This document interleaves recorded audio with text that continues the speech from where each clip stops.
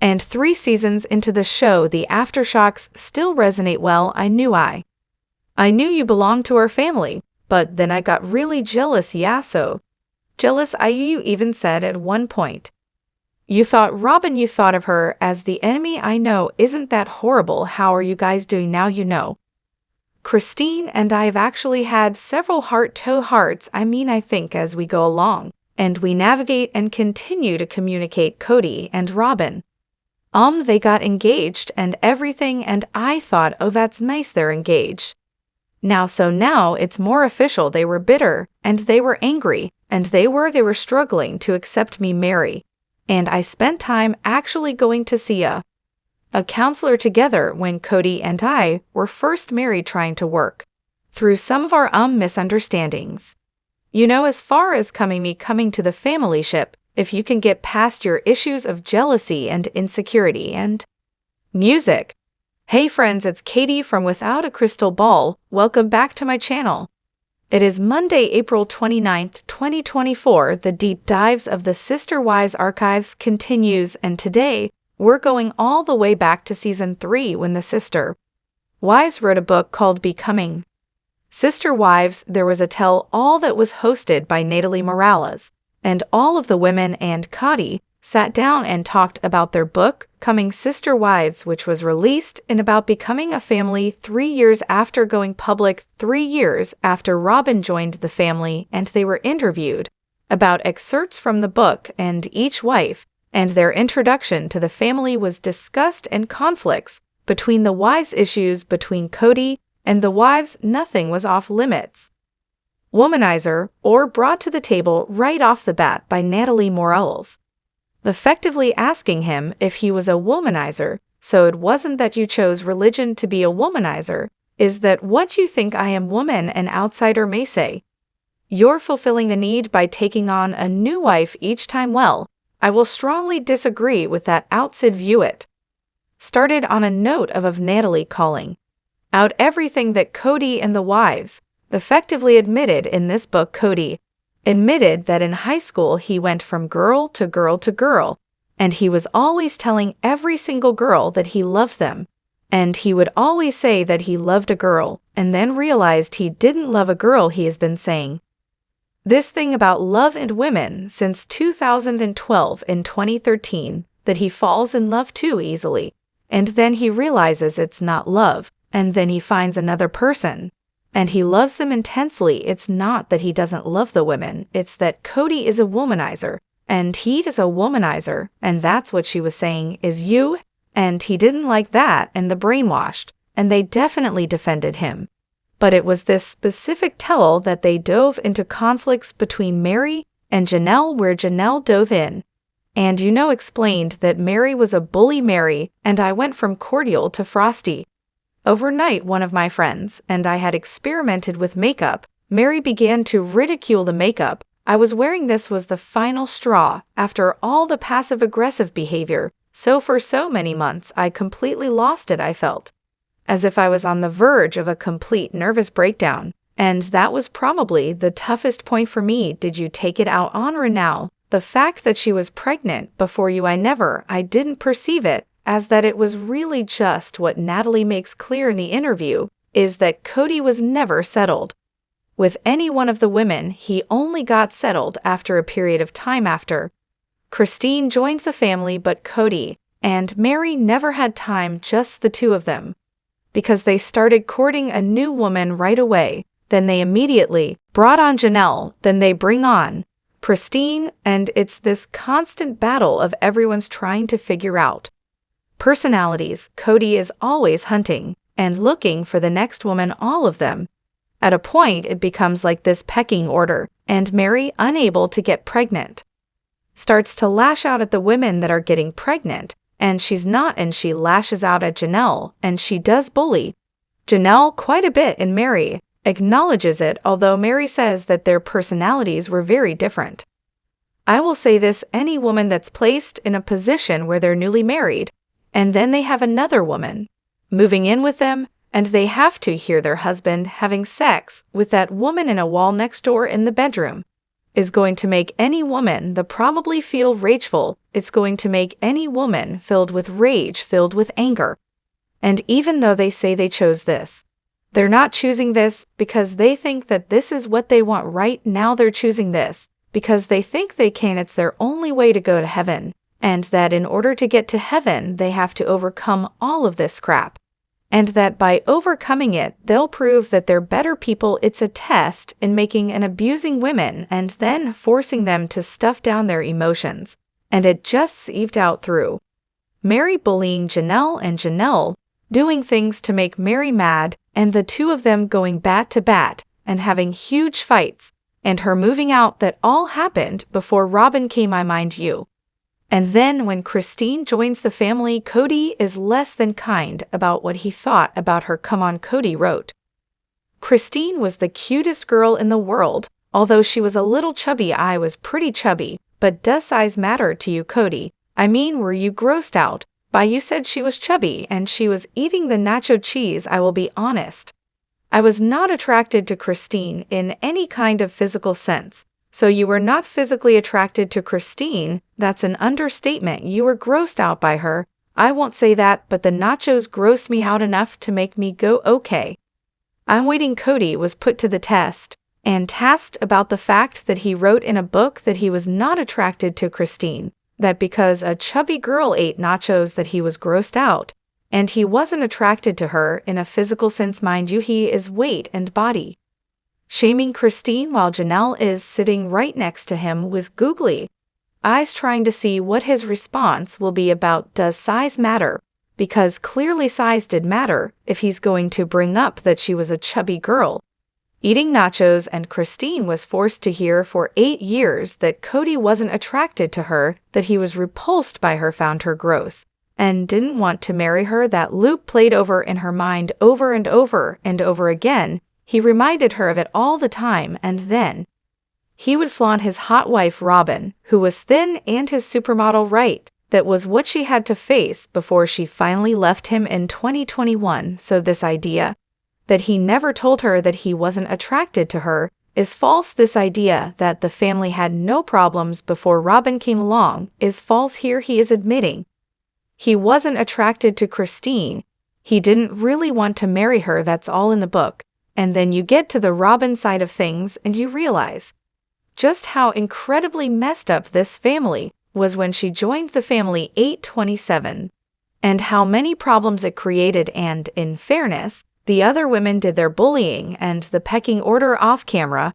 They didn't court on camera. They weren't. They formed a family off camera privately, but when Robyn joined the family, the pecking order continued. And this is to say that just because we don't like Robyn, every single woman that came into the family went through being berated, jealousy, having people angry at her, people pecking on her, taking their anger out on her. And they're all doing this because they're not mad at the woman, they're mad at KODY, but they can't tell KODY that they're mad at him, because KODY will tell them to suck it up, because he doesn't want to hear it. So instead of fighting with KODY, they fight with each other, and it creates a really unhealthy dynamic. And so you don't have to love Robyn to note that it couldn't have been easy for her to walk into a situation where everyone's criticizing her and putting her under a microscope right off the gate, but she was well aware of the problems, and she still did it anyway. And that's where I won't give her a pass. Here's a few clip. Yeah, why was it so hard? Even though you knew this is what this marriage was all about, you even said at one point you thought Robyn, you thought of her as the enemy. I know, isn't that horrible? How are you guys doing now? You know, Christine and I have actually had several heart-to-hearts. I mean, I think as we go along and we navigate and figure out our relationship, we continue to comment. Mary and KODY were actually in marriage counseling shortly before meeting Robyn. So Robyn knew when she decided to marry KODY and court him that Christine was pregnant. She knew that he was having problems with Mary. She knew that he was in marriage counseling with Mary. She knew that Christine was unsure about their relationship. Christine made clear about her uncertainty on the show in the episodes they filmed, as well as behind the scenes. Christine referred to her as the enemy and would frequently tell KODY that he was leaving his family. Mary and KODY are on the verge of a divorce, and then Mary and KODY decide that Robyn is going to be added to the family. Janelle is hanging on by a thread.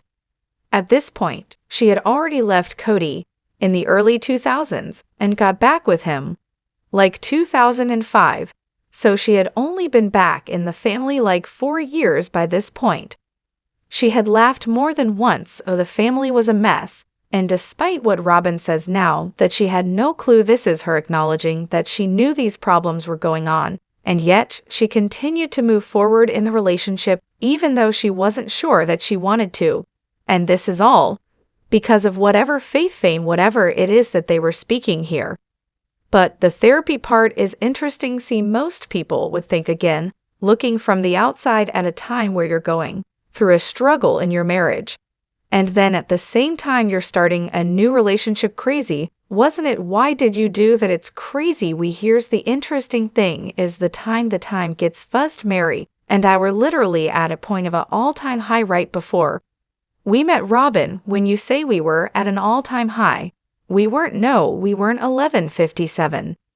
Natalie says to them, you know, with the normal person, if they're struggling in their marriage, wouldn't think to add someone else to the mix to fix the problems. And Robyn says, I know, it's crazy, isn't it? Even Robyn can acknowledge how ridiculous this idea was to bring her into a family where he's on the verge of separating from one wife. He has a pregnant wife that's really unhappy with him doing this, feeling rejected, abandoned, and left. And then a third wife, Janelle, who is basically living in the friend zone and has left him 3 times by now. By the time KODY brought Robyn, and he already had multiple wives on their way out the door. They were so frustrated with the life. Christine was already tired of living plural marriage by this point and was struggling with this idea of sharing a husband. And you know, they would get caught in lies like this. And then Mary would correct KODY. It's very easy to look back now in what they call optimism. They'll say KODY is so optimistic. It's not optimism. What KODY does is he lies to cover up the truth, and he lies by being optimistic and claiming it's optimism when in the truth is the family was a mess. They were all not really getting along, and then they brought Robyn into a toxic relationship. But Robyn willingly came in knowing all of this was happening, and then played the victim when they didn't accept her as the new wife. It's such an unbelievable scenario that you can't make it up, right? And none of the women, any of them, can see how they've contributed to the hurt of the other, really, because they're all being victimized by each other, and then they're all victimizing each other, and then KODY's victimizing all of them, and so they're just pecking at each other because they can't peck at KODY, and then KODY pecks at them, and it's disastrous. And then Robyn admits that it was such a mess when she came in that Mary didn't trust her about her intentions for met Mary. She felt like Mary almost felt like Robyn love bombed her and made her feel like they were going to have this close sister-wife relationship. And then once KODY and Robyn got married, she kind of ditched Mary. So then she says she goes to counseling with Mary. I mean, we were all-time low is what I read. We were low. We were having struggles in our relationship. And you went to a marriage counselor along with KODY and Mary. I did. I wanted something between Mary and I. And we got to a place where we can talk to each other. We've all been to counseling together. Yeah, we all done, all 5 us at once. Oh, one time we did. Every week we sit on this couch and we sit there and hash it all out. KODY and Mary's relationship was so bad they were in therapy, and Robyn made the decision to attend the counseling sessions with Mary. And with KODY, on the surface, she says that she's doing this because she wants to better understand Mary and have a better relationship with her. But it's hard for me not to think that being in a counseling session before marriage and after marriage with KODY and Mary would enable her to know the dynamics of that marriage, what their problems were. She could figure out what not to do, what to do in the marriage. She would also know how to weaponize their problems against one another. She could gather information about them because she's narcissistic like that. She was in counseling with Mary before marriage and even after marriage. And she admits this multiple times throughout the seasons. And even KODY tries to lie about it. and say, well, we did marriage counseling with everyone and Christine's like we did. Maybe once you know he's constantly lying and then he's like, but oh no. We sort through everything on the couch, we hash it out on the couch. But they really don't hash out things on the couch. So Robyn knew very well the problems in this dynamic. So to play the victim now is just she's the one that's rewriting history at courtship. Being aired on television was hell for me. I knew that Christine and Mary and Janelle all said yes to KODY courting me and to marrying me. I knew this and I had them tell me this themselves. But when things progressed, I started to feel very confused. They were bitter, and they 1641 were angry, and they were struggling to accept me by season 8. Robyn was given her own behind the scenes, and they did her own journey on the show, and you hear from her about how she knew back in the very early days that the wives were not accepting her. She knew that Christine was jealous. She knew that she was and had done things that had hurt Christine. But instead of viewing it as she hurt Christine by kissing KODY, she played the victim and said that having them comment on her courtship was what was hurtful to her. And she perceived that as being bullied and packed at, and Christine is viewed as the bully mad that they kissed before the altar and in the same episode. Says she didn't really understand how jealous she could be, recognizing that she took her jealousy and her anger out on Robyn. Robyn constantly plays the victim and makes this whole first part of their marriage look like it was hell.